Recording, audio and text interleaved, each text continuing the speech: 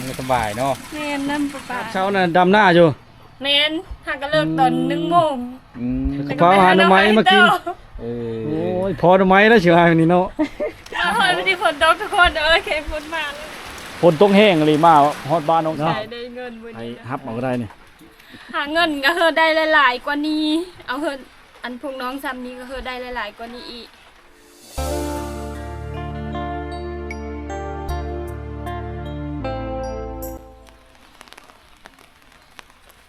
กราบทักทายสบายดี FC ทุกคนนะ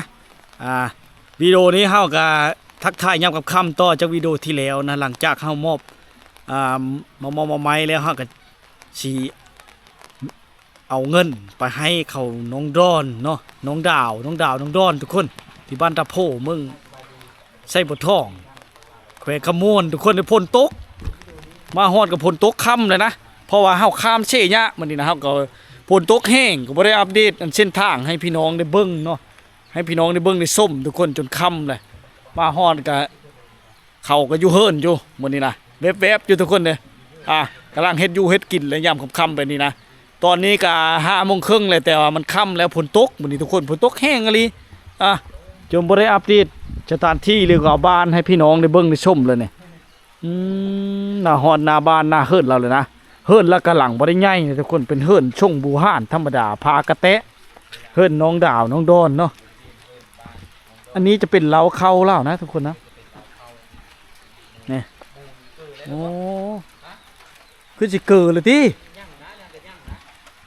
เกิดหรือเปล่ามูนี่บ่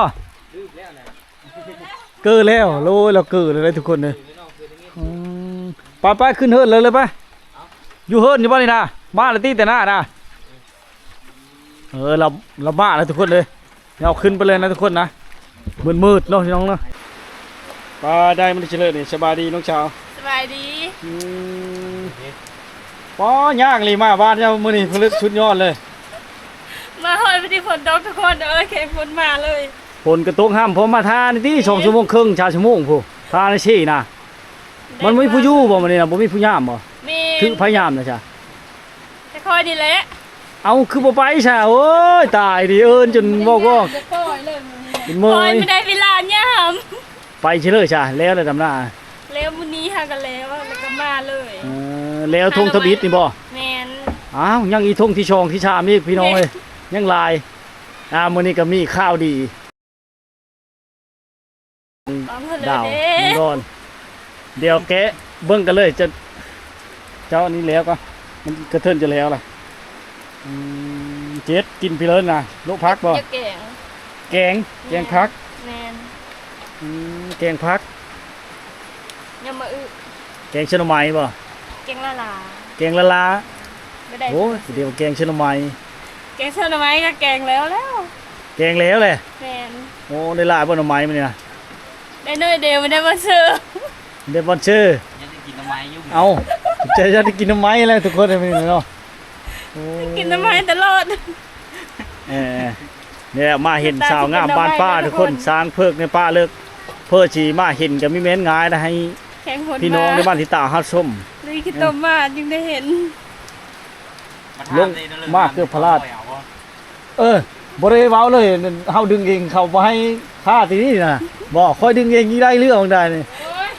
ฮะบริเอาบอกเขาบริเอาบอกคันเท้าดึงเองเลยเขาไปเอาดึงมือเลยดึงไปจอดฟ้านั้นเลยเขาก็เอามากันยังไม่มาแต่น้ำเมิดงั้นนั้นบ่โอ้ชุมายเมื่อเฮ็ดคำผู้ใดคำก็มีคนเอามาในนั้นบ่คำก็มีคือกันมาเห็นคักๆเลยน้องดอนกับน้องดาว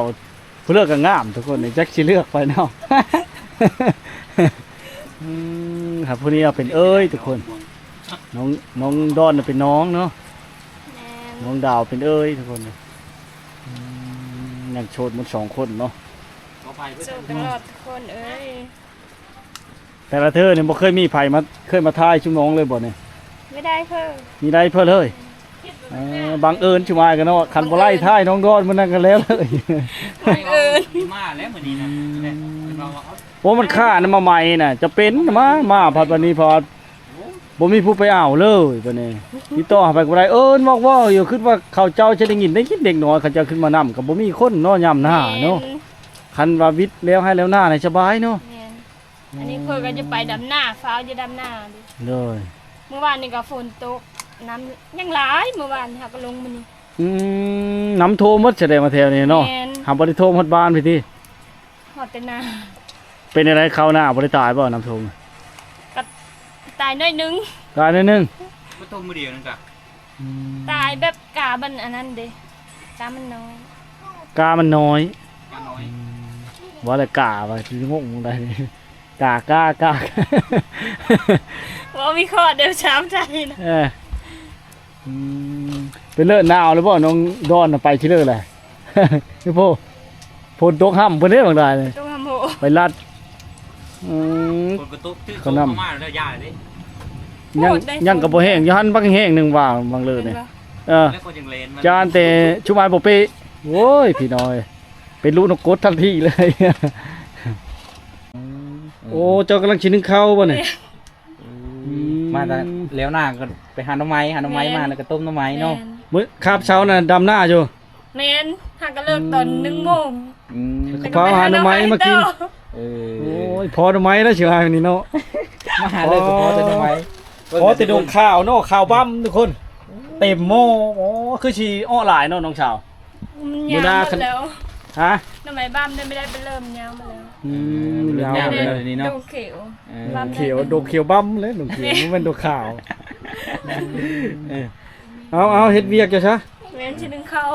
เอออีกหนึ่งเขาเลยมัน กำลังชินึงข้าวพี่น้องเอ้ยน้องสาวกันเลยเนาะเปลี่ยนกันบอกกับน้องดอนนะ เป็นเดียว ดีเนาะ เปลี่ยนเดฟเอส ทันเพื่อทันเรา เพื่อทำมันนี้น้ำก็สบายเนาะ แมนน้ำปลา น้องดอนน่ะยังอาบน้ำนะทุกคนนะเราหนาวเนาะนะทุกคนนะนี่แหละคือบรรยากาศในเฮิร์ดลาวฝนตกโอ้ยในชานกะบ่มีในมุ้งเนาะ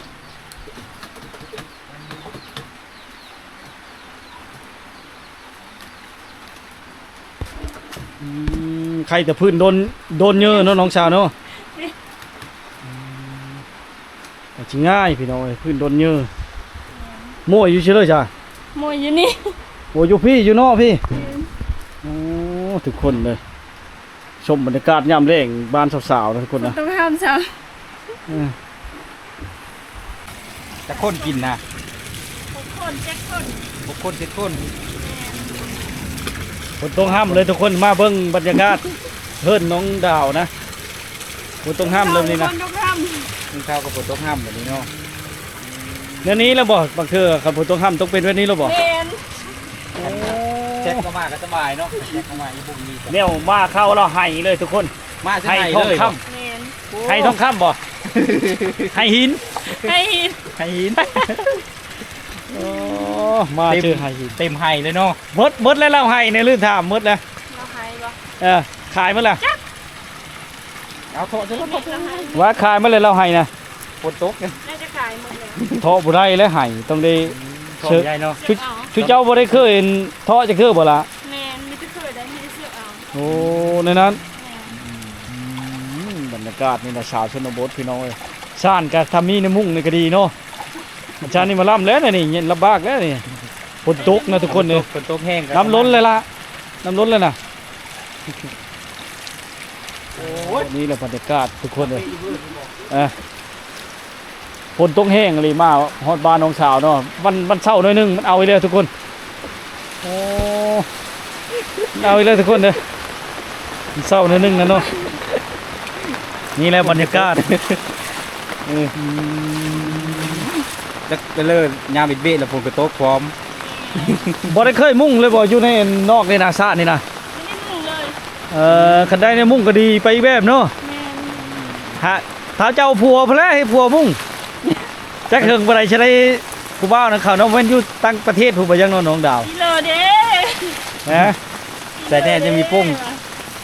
ไปเนี่ยบ่ทันพุ่งบ่จัก แต่แน่จะมีปุ้งอยู่ นี่แหละสาวชนบทมากันต้มหน่อไม้ก่อน เขาบ่คิดว่าซุ่มเฮาสิมานะทุกคนเด้มาเป็นสบายคันเขาหูนี่คันติดต่อหากันได้นี่โอ้ยสบายทุกคนอันนี้มันติดต่อหากันบ่ได้เลยมาท่าเป็น2ชั่วโมงครึ่งเกือบ3ชั่วโมงนะเพราะว่าเฮานั่นทุกคนเลยเฮาได้ติดต่อหาเขาแล้วเฮามาง่ายเนาะบ่มีผู้ไปเอานะอันนี้ยากมียังมาชลีก็คือยังพักเดียวนึงน่ะหรือเอาไปกู้มาเลยบ่ สลีบอก เอาไปตู้มาแล้ว เอาที่เจ้ามีโซนนี่บ่เนี่ย นี่ นี่ โซ คื น อ กับ โซน พวก นั่ง กับน้ำในโฮมในตอนนั้นตอนแรกน้ำมันตายหมดแล้วมัชลีนะ เนี่ยนั้น แมน บ่คิดไปบ่น้องสาวมันสิขี้เยอะมันสิตกลงบ่คิดไปบ่น่ะ มาก่อน ฮะ ฮะเอาปลาโมได้ เอาผ้าหม้อนี่อัดไปก่อนน่ะอัดโม้ยนั่นมันสิตกชื่อไปเจ้าเบิ่งค่าจังนั่น มันเปิ้น เพิ่นบอก เอาสิเอาสิเลยฉบับนี้ เอาตัวเลิกตัวใหญ่นี่บอก โอ้โธ่ชวนหนึงกำลังชุบ ไม่คือเงงเด้อฮะ อ่ะ เงงไปหาไสแน่น นี่นะจะ เก่ง เนี่ย เลยเก่งกว่าท่านเดิมเลย นี่ละบรรยากาศทุกคนเลย กาดเนาะ อยู่ชนบท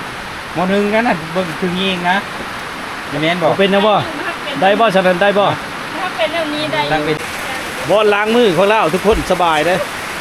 ยามฝนตกเนาะบ่ล้างมือของเรานะทุกคนนะสิเข้าเรากำลังสิเกมจกอันนั้นน้ำเย็นนะทุกคนนะเรายังได้ใช้อยู่ได้อยู่บ้านแล้วนี่ หลังจากกันนะทางข้าวจะมาตกเข้ายิงหมู่ทุกคน ติปอยู่นี่บ่บ่ได้เอาไปหน้าได้สิเนาะ อีพวกเอาไป อีพ่อเอาไปอีพ่ออีแม่จะยังบ่ทันมาบ่นี่ ยัง ยังอยู่แต่หน้าอยู่พ่อแม่ แม เนาะ น ถ้าผู้ควายก่อนบ่น้องสาว แมน ถ้าผู้ควายก่อนชาวดอนลิฟต์เข้าบนนอนแล้วคือสิหนาวแห้งชาวดอนเนาะ ตาพุ่นเนาะตาพุ่นลงไป ตาพ่นลงไปเอาฮะเพราะว่าหาเด็กน้อยเขาขึ้นมานำเพราะแห้งเนาะ แมน บ่แม่นทุกเจ้าบ่ได้พระท่านนี่อยู่เฮิรนบ่ว่าตอนลงไปเอาอ่ะ ฮักกะมาเด้ กลับมาแต่หน้าเนาะ นี่แต่แนวยากๆพี่น้องเอ้ยเนาะ อาบน้ำ มาในการนำทุกคนเลย แต่พ่อจะงามเป็นพิเศษมื้อนี้เนาะ น้องน็อตอาบน้ำแล้วน้องยังไม่อาบ บ่ทันได้อาบโอ้ยบ่พระท่านได้อาบก็ยังงามปานนี้ ยังไม่อาบน้ำก่อนเนี่ยยังไม่อาบน้ำก็ยังงามเนาะขนาดไม่ได้เต้นไม่ดิสดเลย น้ายังไม่โชว์ให้ทุกคนเลย อันนี้แหละแบบงามแบบธรรมชาติ ธรรมชาติโคตรดี กำลังเป่าเพื่อเข้าไปซื้อแต่ละมื้อเนี่ยยัดใกล้มืดนี่บอกที่ฮาตินี่นะเนาะ ที่ฮาตินี่เนาะ เรียกว่าหลายคนเติมมันดูเพื่อนนี่เนาะ แมน คนกระทบทุกคนเลยเบากระจับมีได้ยินเบลอเลย บรรยากาศพร้อมสายฝนนะเก่งหอบัดกลับตอนค่ำเด้ทุกคนเลยทางแห้งยากคักบาดเนี่ยฝนตกคักแห้งรีฝนน่ะน้ำชิแก้งเลยน้องสาวเอ้ย แมน หน้าหักกระดำแล้วเนาะ แมน ยังสองทุ่งเด้อทุกคนเด้อไผยิปานำหน้าซอยน้องดอนน้องดาวเนาะยังสองทุ่ง เก่าอีกทนเป็นหน้านะ แห้งไกลก็เก้าอีไปทางไหนบ่เนี่ย ไปทางอันนั้นเลยไปทางตัว ไปทางเก้าแต่ว่าชื่อไปทางเบิ่งขวาน่ะไปเลยบ่ดอนเจ้าผู้ควายมันนั่นนะ แมน โอ้ฝนตกแห้งเลยนะ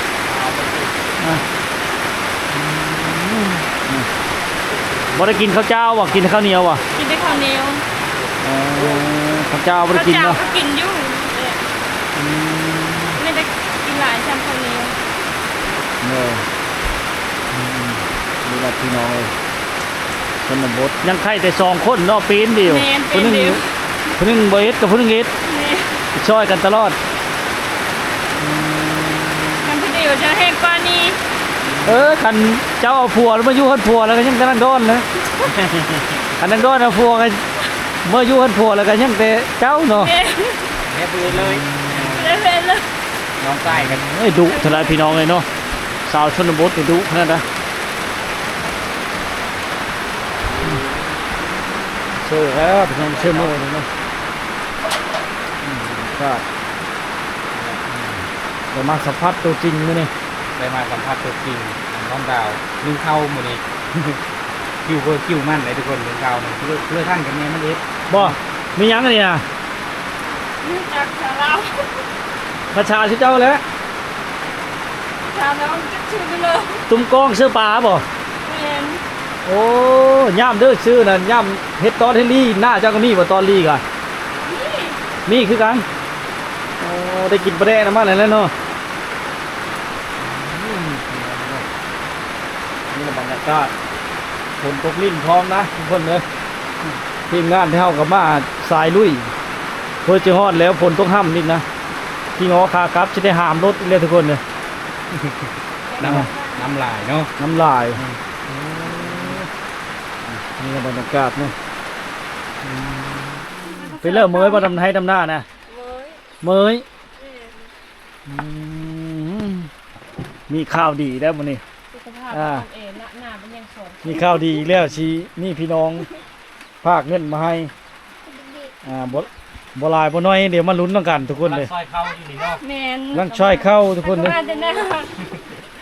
มาแต่หน้านี่เนาะ อ่า มาแต่หน้าคือคำ นี่แหละบรรยากาศทุกคนเลยไผพ้อยแม่เลยชาวบ้านมาบ่ล่ะ ย่างมัดหลัง มาวันนี้ก็ มา ไฟ หลัง ดับทุกคนเอ้ย เจอไฟดับ ไฟกระดับโอ้ย ไฟกระดับฝนกระตกเนาะ แม่น บ่มีแนวภาคในตอนมีแต่เงินได้มามื้อนี้ มาโดยใจก็พอ เออ โดยใจก็พอแล้ว เอาอันนั้น เอาใส่เข้าพี่น้องเชื่อบ่มีวี่บ่นี่ นี่ บ่มี คือเห็นอยู่จะนี่ดิวี่ดิ โอ้วี่เป็นไงก็รอน่ะบ่ได้วี่แล้วนี่ใหญ่โพด วี่มันใหญ่เนาะเอาเสื้อซองตีบก่อน ซื้อสองอีก ได้พี่ทั้งกี่แรงอะน้องชาว มีสาวดาวสายเข้ามัน แม่น ได้ทั้งกี่แรงนะ ได้แกงหน่อไม้ แกงหน่อไม้ แกงหน่อไม้โอ้ เอาบ้างเนาะ แกงหอไม้คือเก่า เอาบ้างมาเจอกัน เจ้าบ้างคือเก่า เจอแต่แกงหน่อไม้มึงเนี่ย หน้าตาจะเป็นหน่อไม้แล้ว เจ้ามาก้อนบ่น้องดอนมาหลังบ่นี่เจ้ายังถือชายเขา แม่น ถือเขาน่ะนี่นั่นเนาะ แม่น เปลี่ยนเดียวเนาะแต่ละมือ เปลี่ยน เพียงเดียวแต่ละมื้อน่ะหูข้าวดีดีใจบ่ ดีใจ วันนี้มีพี่น้องทั้งสหรัฐอเมริกาเลยทุกคนฝากเงินมาให้น้องสาวเนาะ2คนนี่แหละน้องดาวน้องดอนเลยทุกคนเลยจนค่ำมาฮอดก็ได้เพราะว่าข้ามเชยยะอีกเลยนะ ลุยขี้ต้มมาอีก บุกขี้ตมลุย ขี้ ผู้ต ต้ ม มลุยฝนมา คนกระตกจะเฮ็ดให้ยุ่งยาก ไฟกระดับวัน ค นี้ น มา ไปฮับ เอา ก็ เดิน ไปฮับนั่นไปฮับกูไปฮับก็ได้ รอท่าหึงอยู่นะทุกคนนะ มาเดินไฟดับอีกเยอะจูอายมีติดต่อแต่เงินเนาะ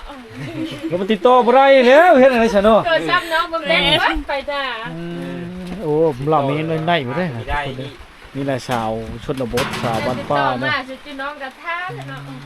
เรื่องน้องชาวมื้อบ่ทำให้น้ำหน้านะ เมย มามื้อเดียวก็ไฟดับซะเนาะ แม่ ก็ไฟดับซ้ เพื่อจะเดินทางมาฮอดกันจนค่ำมาหาน้องสาวเนี่ย ำทางก็อาบน้ำแล้วบ่นี่ หากอาบน้ำแล้ว มาได้จะหน้าทางก็อาบน้ำแล้วเนาะ มาคำวันนี้นะดำเยอะแล้ววันนี้นะมดมือไม่กินข้าวเลย นี่กินข้าวเลยเมาขึ้นมาแล้วเนาะ เมาเขามันแล้วไม่กินข้าวเทงเลยมันกินแต่ข้าว แล้วได้แล้วเลยบ่ ยังอีก2 บอล ยังอีก2ทุ่งพุ่น ไม่เห็น อ๋อหน้าทุ่งน้อยหรือหน้าทุ่งเยอะนี่เป็นลายแต่ ยังหน้าทงน้อยวันนี้นะ หน้าทุ่งน้อย ยังหน้าทุ่งน้อย แม่น หน้าทุ่งเยอะแล้วแหละ หน้าทุ่งเยอะแล้วแล้ว เออ ยังหน้าทงน้อยบัดนี้ มื้อหน้าเพนเลยสิไปอัปเดตหน้าน้องเชน้องสาวพี่น้องมื้อนี้ก็มาค่ำเพราะว่าการข้ามในฤดูฝน ไก่ย่างเป็นชั่วโมง ไก่บ่ไปนี่ แห้งไก่ แห่งไก่ก็ เห็นเลยสิไปได้สิมานี่นะคันสิไปอัปเดต กู นะ จัดทางอยู่บ่นี่ มีจัดข้างนี่บ่บัดนี้ จูอายจังมีคนพาไปจังจูอายจังหูนะฉันจะลงทางไปไม่นาน ย่างฮอดชั่วโมงพุ่นบ่ ย่างชอดชั่วโมง ขี่รถจักรนี่บ่ฮอดบ่ บ่ฮอด ข้ามบักมานี่ได้ มีฮอด ข้ามบักโอ้ยย่างนี่ชื่อก็บ่แห้งเลยสิเอาขึ้นมาแล้วก็พอดีเอาเสื้อ เออ มาผู้เชื่อตีรถดึงหลายคนนี่อีกบาทนี่ใช้งบประมาณหลายใช้เงินไม่ใช่จางครับใช่ไหมแกนะเงินใช้น้ำมันรถก็ยังทางยาเลย เขาดำหน้าตัดหมดแล้วทางรถก็ ไม่ได้เนาะ ได้ย่างไป ไปย่างอย่างเดียว ได้ย่าง ไม่เลิกจะเอารถไถไปเรียไปทั้งเลย รถไถก็ไปไม่ได้ ชุม ไถหน้าได้จ้ะ ไถหน้าแบบก็เจ้าจงทางเพิ่นพอดีลมรถไถน่ะก็เจ้าจงเพิ่นน่ะก็ให้น่ะก็เจ้าดำหมด ย่ามบนเข้านี่แห้งยะเนาะ เธอหน้าอะไรบ่ให้เขา ย่างบนเขานะ บ่ให้เขาจุ้งมาน้องชาว ให้เขาดำเลย บ้านเฮาผ้าขึ้นมาเลยแบบมัน เสียหายเล็กน้อยหนึงมันจะเข้ามันจะทันเดี๋ยวชุมอายก็แบบนั้นแหละ อันนี้จะ จงทาง จะทง บ่แล้วมันก็แข็งอีเฮ็ดแบบนั้นน่ะและเข้าบดขึ้นท่วงทันกันเฮาเย็บมาในนั้นน่ะบ่ฮอดเฮาเช้ากุ๊กมันหมด จะ น่ะ จ้องบางปีก็ ให้เขาดำโลด ให้เขาดำโลดบาดนี่นะ เดี๋ยวมันลานแล้วก็ บัดผ้าขึ้นมาเลยเฮาจะไปแซมมาเล็กน้อยแปลงเอาซื่อ บ่ เออ ให้เขาดำโลด เฮ้อเขาดำโลดบาดนี่นะ อันนี้ ไอ้อยากแนะนำในนั้นเพราะว่า จงเฮ้อเด้จง หน้าสวยก็เป็นนั้นแหละแต่เก่านั่นจงแต่ตะกร้าเป็นสาย แม่น เออบ างปีก็เขาไม่ได้ดำแบบมันลานเลยเนาะ เอามันล่าเลยแหละ เป็นรถไถก็มา บ่แล้วน่ะคือบ่มีหยังเกิดขึ้นนี่ประมาณอาทิศนึงไปเบิ่งอีกคืนหลัง บ่ อ่าเพราะว่ากามันทันดีเนี่ยมันก็บ่ได้เย็บหมดไหนรถติดรถไถก็ บางอันก็เย็บบางอันก็ไม่เย็บ ถ้ารถไถรอดนะไม่ได้มองมันไม่ได้กันเลยดอกถ้ารถไถรอดเอาไปนะ มาวันนี้ก็มีข่าวดีนี่น้องสาวเอาเงินมาให้น้องสาวเนาะ แต่ว่าติดต่อบ่ได้ข้ามเชยากว่ากับฝนตกแน่ ไฟอยู่ บ่ได้ บ้าน อัปเดต ย เส้นทางเส้นทางให้ ดับดุใช่บ่อยู่ ดับ ดี ดุได้ไฟอยู่บ้านเนี่ยนะฝนตกน้อยนึงก็ดับเลย แห้งกว่าอยู่ทางวิละอีเนาะ บอก ดับตลอดไฟมันมาทางใดเนี่ย แต่ใส่บุท่อง ใส่บ่ท้องพุ่น แต่เก่าเขาว่าไฟใช้บ่ท่องนั่นดับเด้แต่เก่า แม่แต่เก่าเขาว่าไฟใส่บุท่องนั่นดับ กูมือนี่ดับไว้ มื้อนี่นะจะน้อยจักเผลอฝนตกน้อยนึงก็ดับแล้วเด็ก อืม นี่แหละบรรยากาศ อะไร สาว การ ๆใน ใช้ ช โท น ร บท ศัพท์ ทุก และ คน ใช้ เลย หยะนะ เนาะ เออ บางมือก็ไม่ได้สัญญาณเลยเนาะ บางมื้อก็ไม่ได้สัญญาณบางมื้อก็ บางมื้อก็ แบกเบิดไฟดับไม่ได้จัด นี่แหละทุกคนที่ น้องน้องดาวเป็นอะไรโทรศัพท์เราคือว่าหูข่าวลายบ่ น้องดาวนะ อ่า โทรศัพท์ตายแล้ว ต้นตายแล้ว ต้นน้ำบ่ อ้าว เป็น บอ เพื่อก จอเสริม จอเสริม มันจะเพ่มาแต่เก้าแล้ว แม่น โอ้บ่มีโทรศัพท์ใช้เลยน้องดาวเอ้ยเจ้าน่ะ โทรศัพท์ใช้เลย ผู้เล่นเนาะจดหมายแบบยุค90มาเล่นเนาะอย่างไร จดหมายพุ่นแล้วบัด ใช้ นี้ ชีวิตยุค90เลย เออวิธี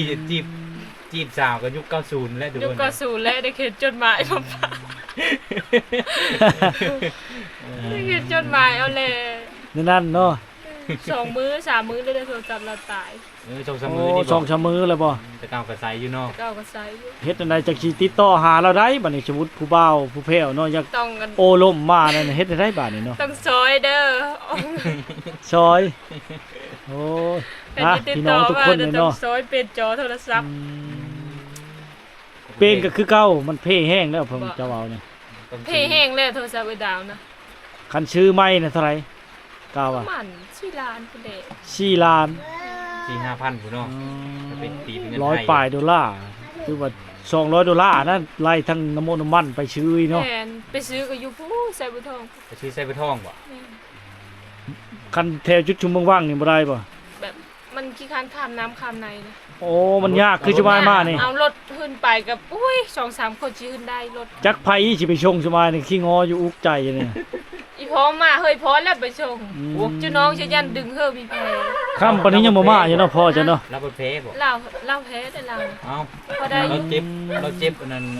เป็น เอว เป็นจังไดสุขภาพเราน้องสาว ยุภาพแล้วนะ อ่า ดีขึ้นแล้ว แต่ข้ากินน้ำหมูเสือได้ แม่น มันใกล้สิหมดแล้วบ่น้ำหมูเสือนี่ ยั ใช่ ง ล่ะ ยัง3 ตุก ยังสามตุ๊ก แม่นยัง ชามตุกอ้าวบ่ได้ซื้อมาชามทุกคนในบ้าน โอ้ยกินน้ำบูซื้อได้พอแล้ว อย่าบอกอยู่ น้ำมาไปหาคน ทางขึ้นสภาพทางแบบเนี้ยย่าแหละวะ ฮานาพุ่นแล้วเหรอ เอานาไปเลย ไม่ มา ใช่ เอานา วันนี้บ่สิบอกอยู่อ้ายเด้อ ยังบ่ทันได้บอกได้เงินนะเซเลอร์น่ะดีใจที่บอกเขาฝากมาให้นะพี่น้องทางสหรัฐอเมริกา ได้ยินอ้ายเว้าว่าเขาเฮอเงินก็ดีใจได้ดี นอน ใจ เดี๋ เลย วยมีรับไปเลยเนาะ แม่น นั่นแหละไอ้จังบ่บอกจังเลยอันลุ้นต้องกันพี่น้องอันนี้แล้วมาเห็น ได้ ส ยิน ภาพ อ้าย เพิ่ เว้าม ว่า แล้วกัน มีคนมาซอยจุน้องมาดีใจได้ทางนี้ ใจ นะ ได้เนาะจำหน้ากันเมาเลยมีกินข้าว น้ำหน้าวันนี้นะอยู่แล้วเดี๋ยวไม่กินข้าวเลย เออในนั่นเนาะ โจ โอ้ย ย นี่แห น้ ละ อง พี่น้อง ดำหน้า สาว แล้ ช วน แล้วก็ บท พาเด็กไปหาหน่อไม้ บ่ชุดใดชุมีนะเขาเนาะ แม่ โดนๆจนได้มาเทื่อนึงเขาจะให้บ่มาทายกันบ่เห็นก็บ่มีผู้ช่วยครับนี่เด้อล่ะฮะ เอเดนเลอร์ อืม เดี๋ยวได้โทรศัพท์บ่ ดีกำลังคิดดื้อเนาะพอดีเป็นตาเพ่งลูกชายเจ้า นี่แหละเนาะโทรศัพท์กับลูกญาติอยู่บางเทื่อก็มี บางเธอน่ะแบบคนแซดแต่แบบก็เจ้าเว้าน้องนี่คิดคุยเพลิดแบบนั้นนี่แหละลูกผันญาติ ลูกญาติเนาะ ลูกญาติเอา บ่มีโทรศัพท์ใช้เนาะยากจากลูกเด้ โทรศัพท์ อันบ่นั่นก็บ่ได้เนาะ คนใส่ เพ่งลูกผู้เดียวเฮ็ดเลยซะเนาะ แม่ อืม พี่น้อง ญาติอยู่แต่ละมือ เดินทางมาตั้งไกลก็มาสะพายน้องสาวอีกเนาะพอดีมีผู้ใหญ่ใจบุญ FC จากต่างประเทศเนาะพี่น้องทั้งสหรัฐอเมริกาพากเงินมาให้น้องสาวมาฮอดเลยจังบอกทุกคนเนาะย่านพี่น้องบ่ได้ลุ้นการจำนวนอยู่$110นะทุกคนนะ110เหรียญทุกคนเลยแล้วก็เพิ่นให้ค่าน้ำมันรถก็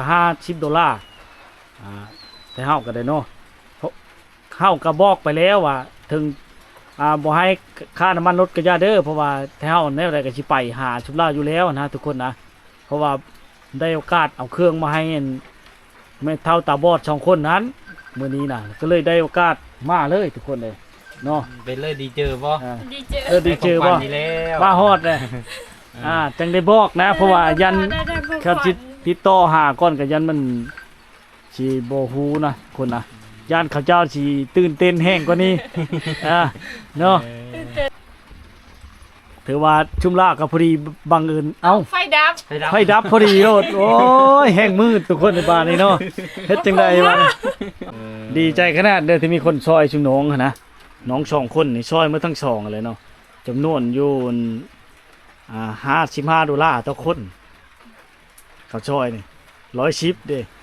$110 มาจากต่างประเทศ ตกเป็นเงินลาวเฮาก็2,400,00020,000กีบทุกคนร้อยหนึงปกติจะได้อยู่2ล้านหรือ2ล้านเอสอันนี้คือจะแม่นเงินขึ้นโลมก็เป็น2ล้าน3เนาะอันนี้เป็น2,400,000 20,000กีบยังได้ตัวเชดมาอยู่ทุกคนเลยเฮาก็เดินทางไปธนาคารกับมื้อนึงต้องไปเอามาให้ชุมน้องนะ ก็สิมาฮอดนี่ การโชคดีที่เขาไล่เงินอันเดินทางให้บางครั้งก็บ่ได้พี่น้องก็บ่เป็นหยังเฮาก็เห็นน้องๆเขาได้ก็มีความสุขเลยนะเนาะนี่แหละทุกคนเนาะเบิ่งสาวๆกันหูข้าวสิในเงินเลยยิ้มแย้มแจ่มใสมื้อแต่ทำให้นำหน้ากันญาทันทีเลย เนาะ เนาะได้เงินวันนี้นะของฝากกันมาวันนี้ ก็เพื่อประกันรักษาชีวิตนะสิมอบเงินให้เลยพี่น้องมันไผกระดับเด้นักเช็ดจังไดเนาะบังเอิญ ฝน แท้ กับตกไฟกระดับ ๆนี่ไผฮับเอาก็ได้เนี่ยนับเบิ่งเด้อ นับ เงิน เล น่ะ ย 2ล้าน นับให้ละนับ 2ล้าน420,000กีบทุกคนเลยเนาะพี่น้องทางต่างประเทศอยู่สหรัฐอเมริกาเนาะ ป้าเคลมได้นับกว่า นี่ หยุดก่อนละหยุดก่อน มืสั้นแล้วเนาะ เอาไปเบิ่งอยู่พุ่นไป มือสั้นแล้วนำเงินนะ เป็นชั้นนึกยอกเมื่อยแต่ดำหน้าเอาจ้ะ เนาะ พี่น้องเลยเนาะ ก็ได้เอาเป็นเงินกีบเนาะเขาฝากมากัน เงินดอลลาร์ที่เจ้าเคยเห็นบ่ ดอลลาร์กับ บ่เคยเห็นจักเทื่อ เคยเห็น ยันบ่เคยใช้ซั่นเนาะ ดอลลาร์มันจะเอายะนิดนึงกันเอาเงินดอลลาร์จะว่าเอาเงินกีบเป็นเขาเรียกเป็นให้เลย แม่ ส น บาย ถ้าเงินสูงไปนี่มันก็ได้หลาย ถ้าเงินบ่สูงก็จะได้อยู่2ล้านเดชนึงเด้อ เป็นเลยจุ๊บ ครบบ่2ล้าน ครบแล้วครบแล้ว 4แสนชาวน่าใช้ใบชาวนะทางนอกนี้ 2 ล้าน4 เซน$110บอก แม่น$110 $110เนาะพอดีปัน โอ้ย เดียว พ่อแม่มากคือจะดีใจขนาดเนาะ น้องก็ดีใจ คือจะแตะน้องดีใจแห้งขนาดเนื้อจะแตะคนโต๊ะแท้กะโอ้ ขนาดฝนตกยังคืออ้อนทุกคน อันนี้เนาะอันนั้นเลิกกับคออยากให้ชุน้องอวยชัยให้พรแก่ผู้ใหญ่ใจบุญเนาะทั้งอเมริกา ขอบเจออายหลายๆเด้อที่ฝากเงินมาเฮอแล้วก็ขอเฮอสุขภาพแข็งแรงอายุมันขวัญยืน นบนะแม่ อย่าเจ็บอย่าจน หาเงินก็เฮอได้หลายๆกว่านี้ เอาเฮออันพวกน้องซ้ำนี้ก็เฮอได้หลายๆกว่านี้อีกแล้วก็เฮออันได้ต่อไปได้ตลอดเลยเนาะแล้วก็ขอบเจออายทั้งสองเด้อที่มาสู่ชีวิตมาทางกับบักเองเนี่ยมันของฝากกับบักนักทุกคนเบิ่งทางมันลอยมากที่ตบนะอย่าอลีเข่งพนมาอี นี่เป็นเพลย เพื่อจิมาหอดนี่เล่นง่ายเลย ทางยะจำเลยก็มาได้ใช่ไหมนี่ มีปัญหาดอกนะ ไม่ได้ปัญหา ดีใจเนาะที่ พอเตะจุ่มน้องได้ ที่ น้องก็ขอบ ชุม ใจ น้อง จุ ได้ อาย นะ จุอาย2 คนถือว่าสู้ชีวิตเย่มาหาจุน้องอ่ะ เงินนี่ มาฮอดมาถึงเด้อพี่น้องเด้อ นอนมาถึงแล้ว วันนี้ก็สิโอ้ยใช่ให้พรเนาะแกผู้ใหญ่ใจดีผู้ใหญ่ใจบุญทั้งสหรัฐอเมริกาเนาะขอให้เพิ่นมีสุขภาพที่แข็งแรงความเจ็บจะสิได้ความไข้จะมีเนาะให้อยู่ดีมีแห้งสาธุเด้อก็ขอให้โชคในเข้าโชคในมหาศาลเจ้ามีกิจการงานก็อย่าตำลงให้สูงนิ้วเนาะให้เป็นคิวเป็นคันอย่ามีวันได้ต่อยต่ำจะมีการมีงานทำก็ให้ได้ยศเลื่อนชั้นทวีขึ้นอยู่บ่เศร้าเนาะให้โชคในเขามีแต่ความสุขอันตรายภัยทุกข์อย่ามาเบียดเบียนตนเจ้าให้เงินไหลเข้าเต็มกระเป๋าอึ้งตึงโลกจะมีผีจะพลาดม่านจะเห็นเว้นจะเกาะเคาะจะใกล้ให้ใครคาดห้างเหินแม้ท่านลุกย่างเงินไปทั้งใดสวัสดีมีไส้อย่ามีไพ่มาขานกันอายุยืนยาวมันพันปีจะได้ลามีแต่ให้ชาติเกียรติกองคนหยองก้าวขานมีแต่ได้หัวยามน้ำยศปรากฏไกลชุกจดใส่บ่มีเงากว่าคนทางขายขอตดีบ่มีหายมาทำลายให้หมามุนความเจ็บเป็นในรุ่นยาชมีทอกกินให้หายชิ้นทุกท่านเด้อเนาะอยู่วันโนชุขังพลังมันนื่นทุกคนเนาะ ยาวเย็นเลยเนาะความอวยพรโอ้ยคักหลาย ขนาดเลย